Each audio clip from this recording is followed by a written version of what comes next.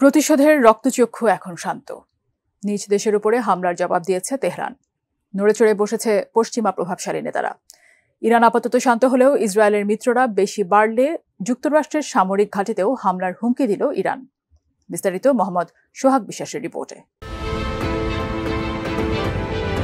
ইরানের পররাষ্ট্রমন্ত্রী বলেছেন, যেসব দেশে যুক্তরাষ্ট্রের সামরিক ঘাঁটি রয়েছে তাদের আকাশসীমা বা ভূখণ্ড যদি ইরানের বিরুদ্ধে ব্যবহার করা হয় তাহলে ওই ঘাঁটিতে নিশ্চিত হামলা করা হবে।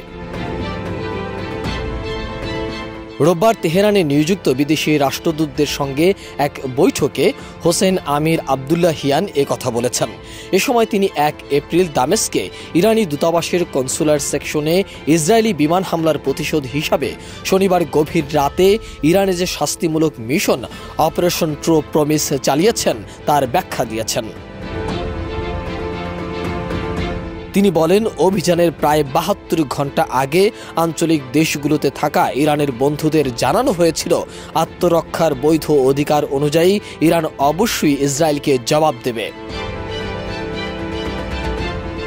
এ অঞ্চলের নিরাপত্তায় ইরান যে গুরুত্ব দেয় তা তুলে ধরে পররাষ্ট্রমন্ত্রী বলেন, আমরা আঞ্চলিক দেশগুলোতে যুক্তরাষ্ট্রের সামরিক ঘাঁটি রয়েছে এমন ভাই ও বোনদের জানিয়েছি, আমাদের বৈধ প্রতিরক্ষার উদ্দেশ্য হচ্ছে ইসরায়েলি সরকারকে শুধু শাস্তি দেয়া।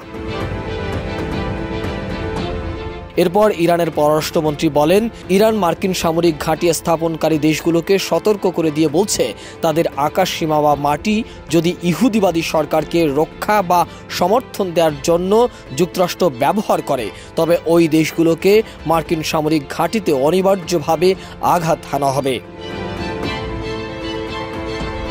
এদিকে ইসরায়েলের মাটিতে ইরানের ড্রোন ও ক্ষেপণাস্ত্র হামলার পর সৃষ্ট পরিস্থিতি নিয়ে আলোচনা করতে অতি জরুরি বৈঠক ডেকেছে ইউরোপের পররাষ্ট্রমন্ত্রীরা।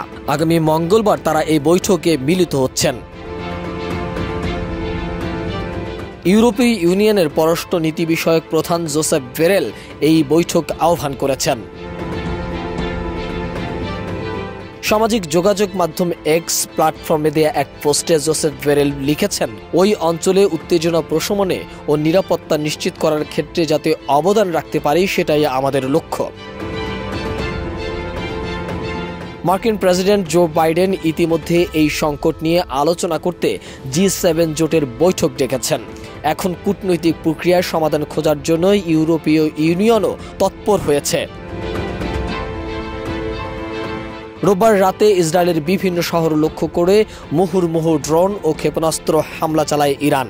হামলার পর তেল আবিব ও পশ্চিম জেরুজালেম সহ ইসরায়েলি শহরগুলোতে বিস্ফোরণের শব্দ শোনা গেছে।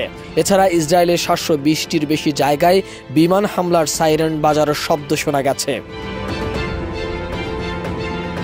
আন্তর্জাতিক গণমাধ্যমের খবর অনুযায়ী শনিবার গভীর রাতে ইসরায়েলের দিকে লক্ষ্য করে শত শত ড্রোন ও ক্ষেপণাস্ত্র দিয়ে হামলা চালিয়েছে ইরান। হামলায় ইরান 100টি ক্ষেপণাস্ত্র, 30টি ক্রুজ ক্ষেপণাস্ত্র ও 100টি সুইসাইড ড্রোন ব্যবহার করেছে। মোহাম্মদ সোহাগ বিশ্বাস, desk report, ATN news. She is free, a generous soul with many possibilities. Glaze Skin.